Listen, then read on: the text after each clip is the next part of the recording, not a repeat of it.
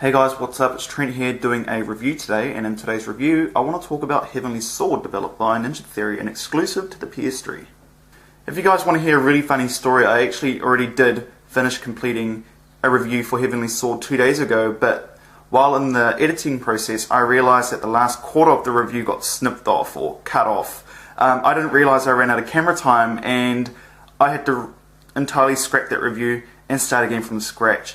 But that's okay, and there's going to be a little mild disclaimer here. I am using this review as a guinea pig or a test subject to try out my new review template. Let me know how you guys feel about it. Do you think it's an improvement or, I don't know, whatever.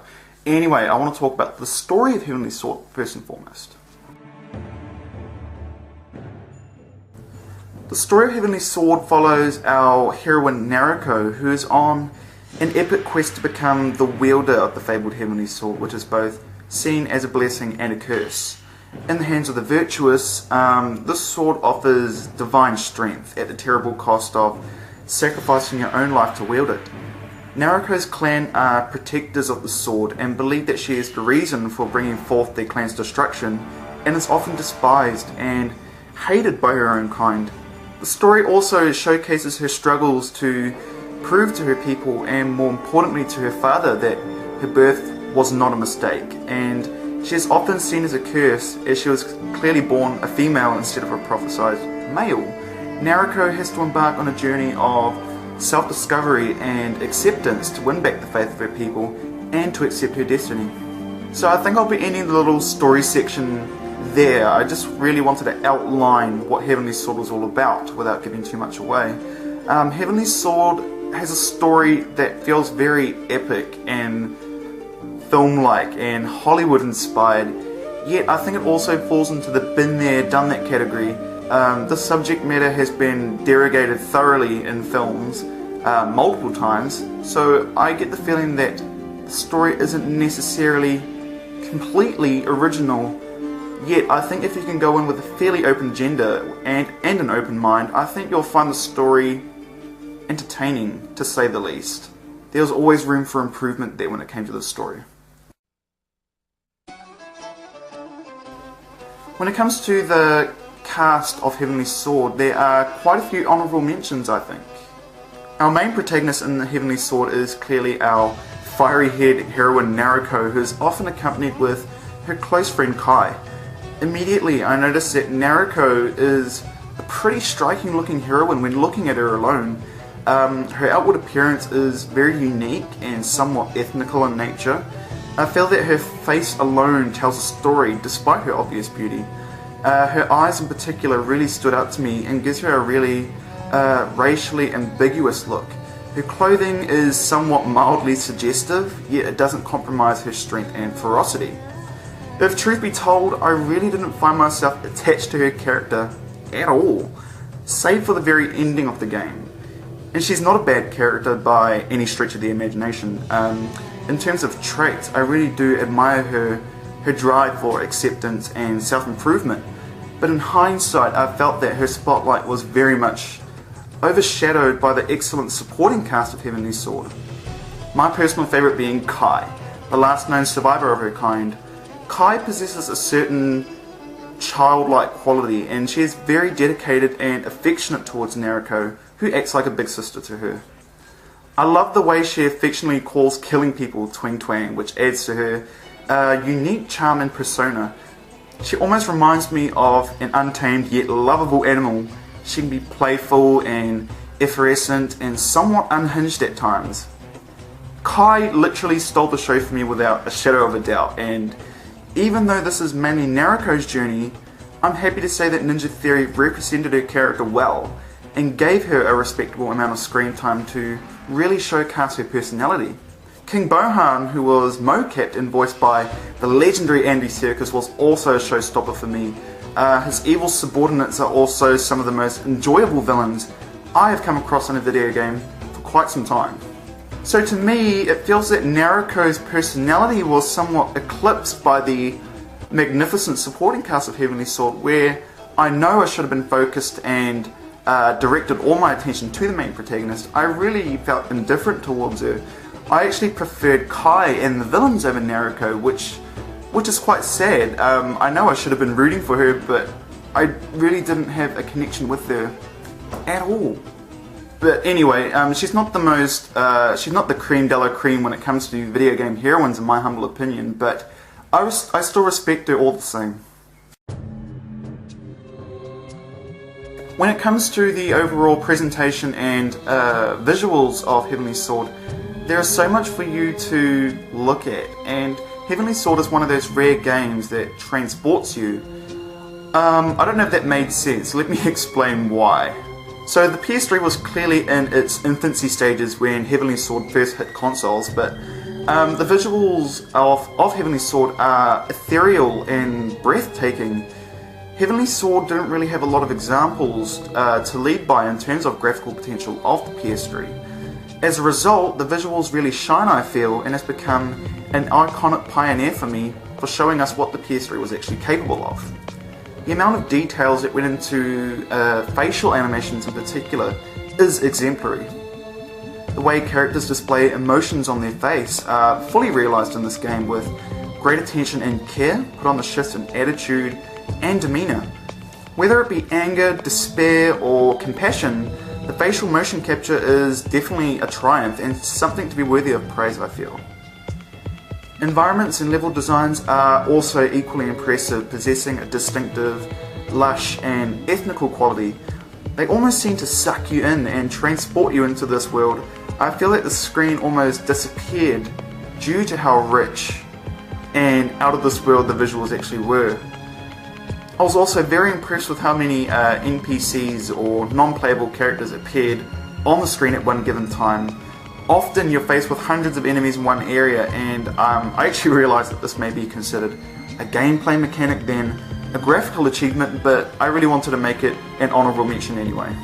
So the visuals in Heavenly Sword definitely do have a purpose, and they are perfectly adequate, which might be surprising. A lot of people were worried about what games were going to look like on the PS3, and I think Heavenly Sword is one of the very few games that developers said, I want my game to look as good as this, if not look better than this. Heavenly Sword will always be a great looking game. No ifs, no buts, no exceptions. So the gameplay of Heavenly Sword is a little bit of a mixed bag for me, and it really focuses on the Heavenly Sword itself.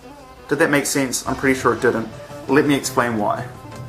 Interestingly, the sword is more than just a narrative tool, I found, but also your primary weapon when using Nariko.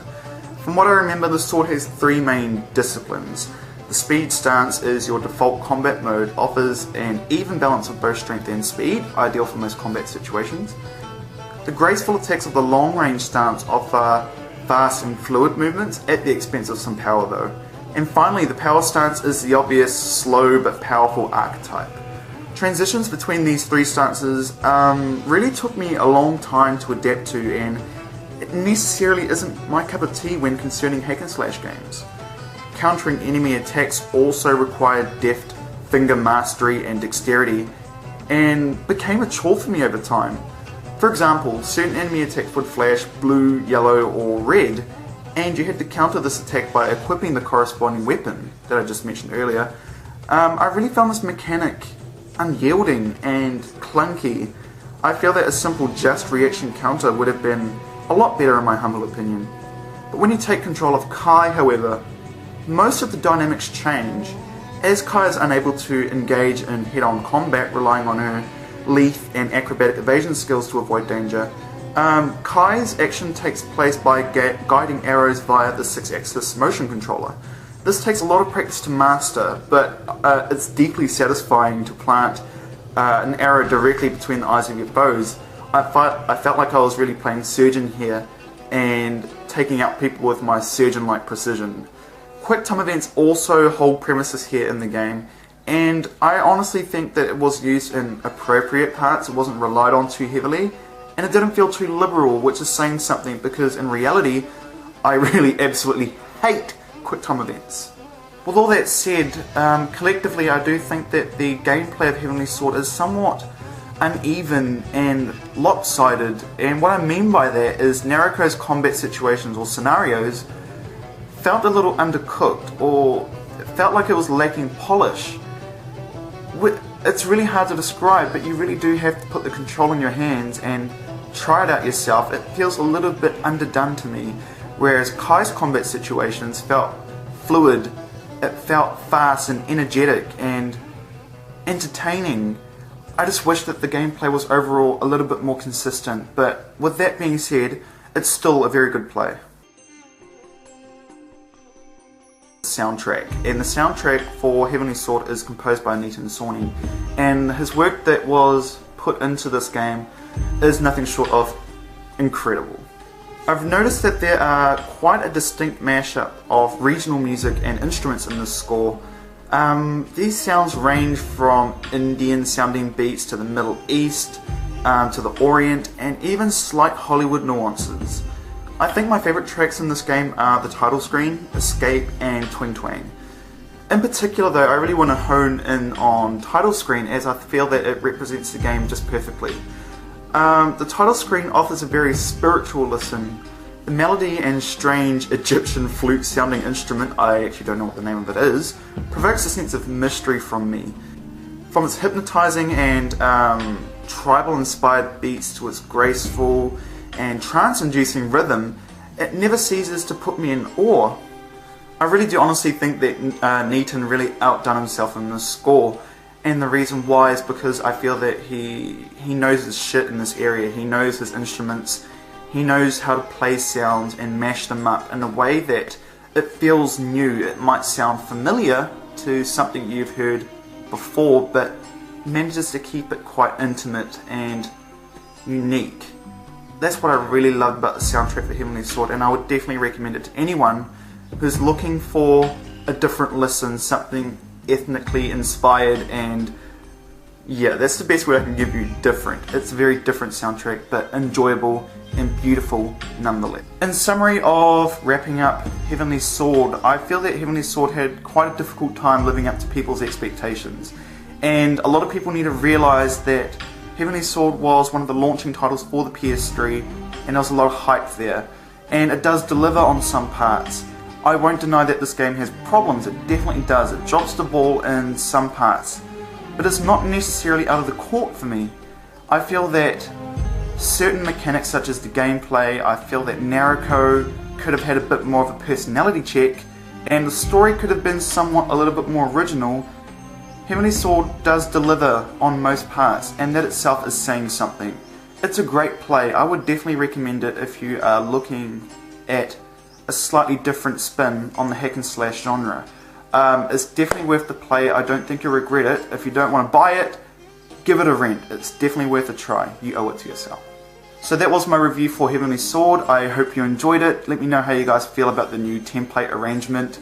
If you guys want to share your thoughts and opinions on Heavenly Sword. Did you love it? Did you hate it? You can leave that in the comment section below. I would love to hear from you. So thank you very much for watching my review. I hope you enjoyed it, and I shall see you in my next video, which should be a review on either Shadows of the Damned or Splinter Cell Blacklist if I can finish it in time. See you later, guys.